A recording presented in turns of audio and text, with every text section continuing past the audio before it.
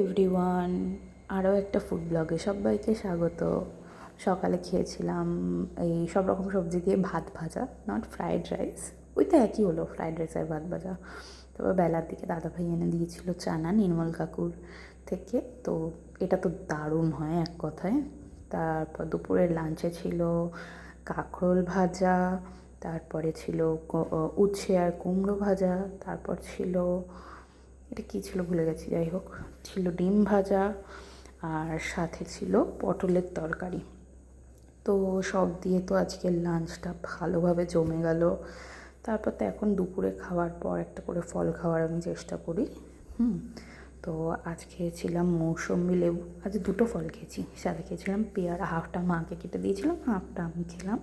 অনেকটা বড় ছিল পেয়ারাটা।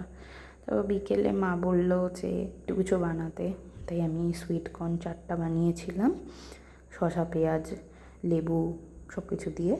দেন রাত্রে ছিল সুইট পটেটোর পরোটা। আমি সুইট পটেটো খেতে একদম পছন্দ করি না, মা তাই বিভিন্ন রকমভাবে কিছু করে দেওয়ার চেষ্টা করে। মা তো মাই হয়, তাই না? আর সাথে ছিল ছোলার ডাল। তো টাটা।